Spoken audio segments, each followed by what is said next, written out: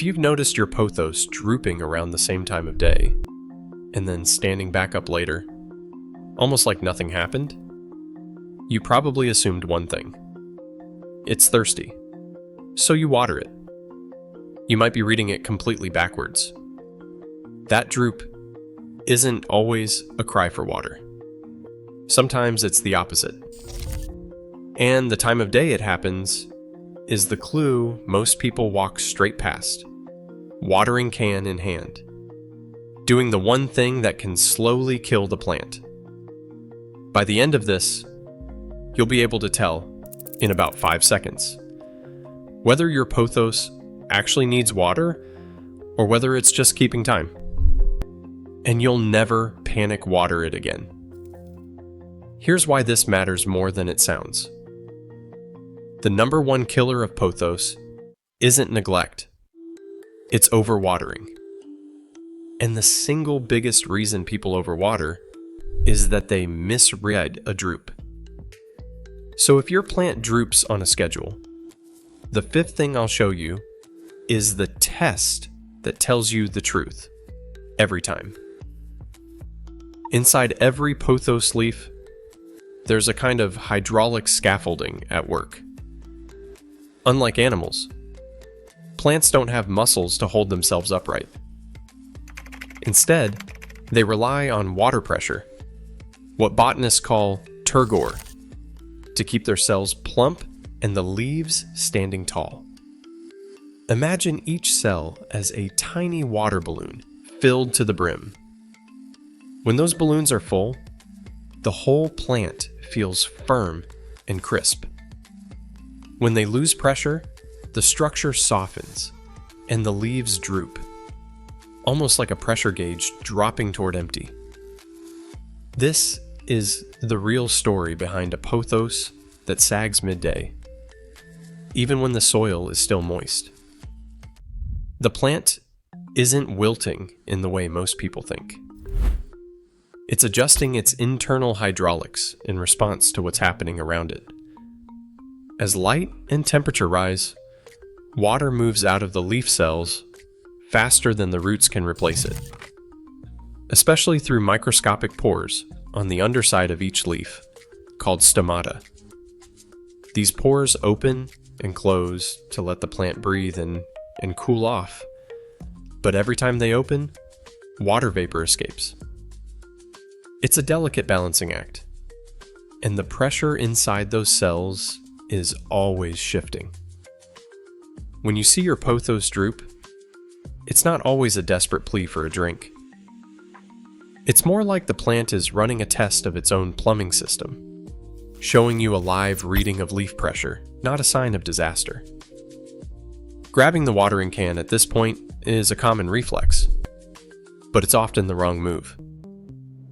Overwatering, not underwatering, is what puts pothos at risk for root rot and slow decline. The key is to think of drooping as a temporary pressure drop, not a permanent failure. The plant is still in control, using water pressure, not willpower, to respond to its environment. Every afternoon, right on schedule, the leaves on your pothos start to droop. It is tempting to see this as a silent SOS for water, but what is actually happening is a textbook plant maneuver, one that is all about handling the midday heat. As the sun climbs and indoor temperatures rise, the air gets thirstier for water. Scientists call this vapor pressure deficit, or VPD. When VPD goes up, it means the air is pulling moisture from the leaves at a faster rate. The stomata, those tiny pores on the underside of every leaf, open wide to let the plant breathe and cool down, but every breath costs water. Here's the twist. Even when the soil is still damp, the leaves can lose water faster than the roots can keep up. This is not a crisis. It is more like a pressure release valve. The cells inside each leaf lose a bit of their internal water pressure, and the whole plant softens for a few hours. Think of it as the plant letting off steam during rush hour, not running out of gas. What is remarkable is how predictably this happens. In time-lapse, you would see the pothos sag as the day heats up, then perk back up as the evening cools things down. The recovery is automatic. No watering required. This daily rhythm is so reliable that botanists can track it like clockwork. In fact, research from Cambridge scientists Anthony Dodd and Alex Webb shows that plants use an internal timing system to anticipate these midday dips. Their 2005 study in the journal Science found that when a plant's internal clock matches the local day, it grows faster and stays healthier. For your pothos, that means a scheduled midday droop is a sign of a well-tuned, heat-smart houseplant, not a thirsty one. Plants keep time with a precision that's easy to miss if you're only looking for signs of trouble. Deep inside each pothos, there is a built-in clock that tells its leaves exactly when to open and close their pores, even if the room stays bright and warm all day. This isn't just a reaction to sunlight or heat. Cambridge scientists Anthony Dodd and Alex Webb proved that the rhythm of these stomata follows its own schedule. In their lab, plants kept under constant light still open their pores at the same time every day, showing that an internal timing system, not just the environment, is calling the shots. The real-world payoff is huge. In a landmark science study from 2005, Dodd and Webb showed that when a plant's internal clock matches the outside day, it grows faster, fixes more carbon, and uses water more efficiently. That means a pothos that droops like clockwork is actually showing off a well-tuned system. The daily droop isn't random or a sign of distress. It's a visible outcome of the plant's circadian machinery, working to balance water loss and survival. For anyone watching their pothos fold and unfold on a schedule, that's evidence of a healthy, clock-driven rhythm, not a silent cry for help. A quick glance at your pothos can reveal more than you think, if you know what to look for. When a healthy plant droops at the same time every day, the sag is even across most leaves. The stems stay flexible, and the leaf surface keeps its glossy sheen. There is no crunch, no curling edges, and no brown spots creeping in from the margins. This is your plant's version of a pressure dip, not a sign of drought. By evening, or the next morning, the leaves bounce back on their own, standing tall again without help. Compare that with true thirst. When a pothos is actually running out of water, the leaves lose their shine and start to curl inward, sometimes folding like taco shells.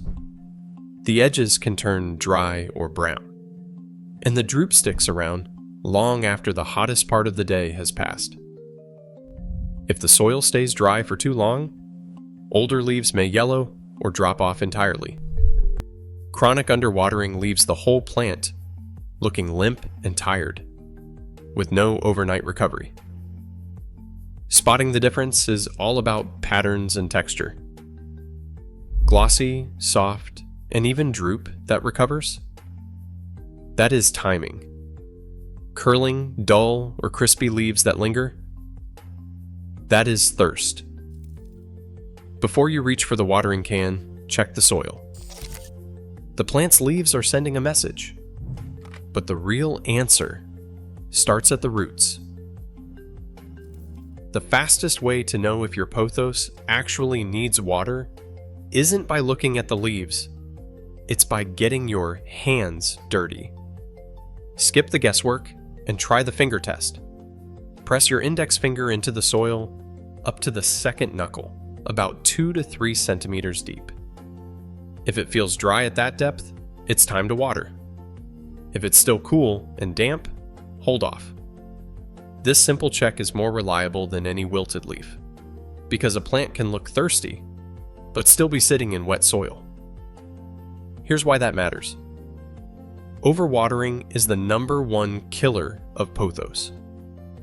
Extension agents from Iowa State and the University of Maryland have found that root rot, caused by saturated airless soil, accounts for more than half of houseplant deaths, with pothos among the hardest hit. Root rot isn't just a soggy inconvenience.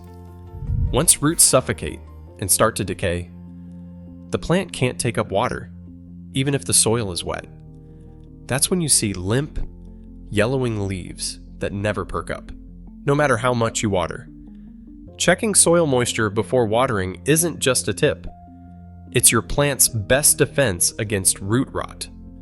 Extension experts confirm the finger test gets it right in most cases, and it's free, fast, and always available.